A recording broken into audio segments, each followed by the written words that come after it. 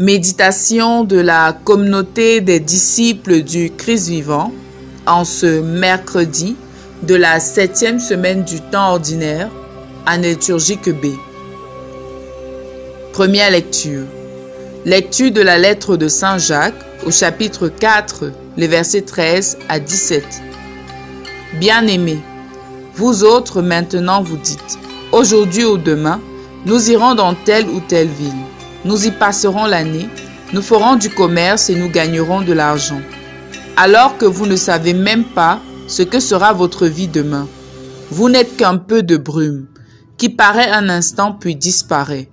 Vous devriez dire au contraire, si le Seigneur le veut bien, nous serons en vie et nous ferons ceci ou cela. Et voilà que vous mettez votre fierté dans vos vantardises. Toute fierté de ce genre est mauvaise. Être en mesure de faire le bien et ne pas le faire, c'est un péché. Parole du Seigneur.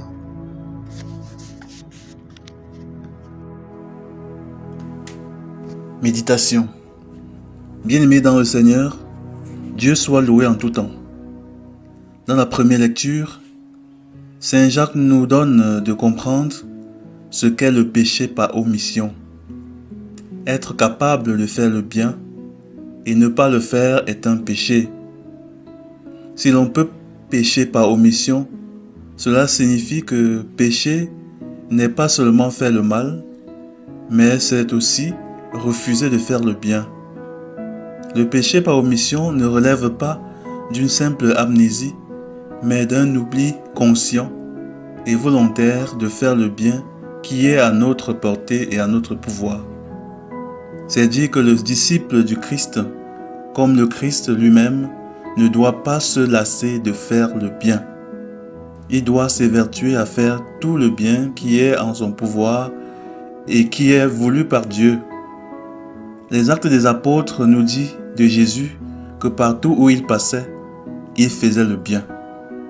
Afin de ressembler au Christ, Saint Paul nous exhorte dans le livre des Galates de ne pas nous lasser de faire le bien.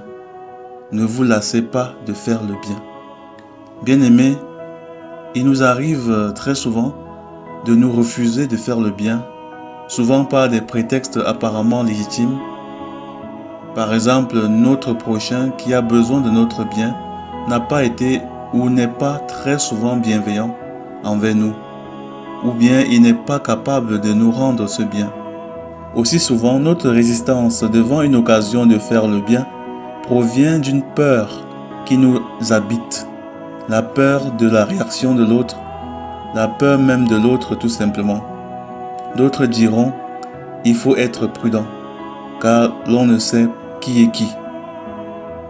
Toutes ces raisons, chers frères et sœurs, ne justifient en rien l'omission du bien. Elles ne sont que l'expression de notre égoïsme, de notre égotisme, de l'étroitesse de notre cœur et de notre amour du prochain. En effet, Jésus condamne l'omission du bien par le fait même qu'il nous recommande d'aimer nos ennemis. Aimez vos ennemis et priez pour ceux qui vous persécutent. Si l'on doit faire du bien même à l'ennemi, c'est dire que le chrétien est un véritable faiseur de bien sans frontières. Soyons donc des faiseurs de bien sans frontières et sans mesure. Que notre mesure du bien soit de faire le bien sans mesure. Alors, dans quelle situation ai-je l'habitude d'omettre de faire le bien? Est-ce qu'il m'arrive de refuser de faire du bien à l'autre par réaction à son manque d'amour envers moi? Est-ce que le bien que je peux faire pour l'autre oscille en fonction de son attitude envers moi? Prions. Père éternel, donne-nous, contre vents et marées, de faire le bien sans relâche, par Jésus le Christ notre Seigneur. Amen. Intercession. Nous te prions, Seigneur Jésus, pour toutes les personnes qui se rétractent ou résistent à faire le bien à cause des expériences frustrantes d'ingratitude des autres. Guéris-les de leurs blessures, redonne-leur force et courage pour ne point se lasser à faire le bien et de faire le bien non pas pour eux-mêmes, mais pour ta plus grande gloire. Vierge Marie, intercède pour nous. Exercice spirituel. Apprenons aujourd'hui à faire du bien même à ceux qui ne sont pas bienveillants envers nous. Loué soit Jésus-Christ. À jamais.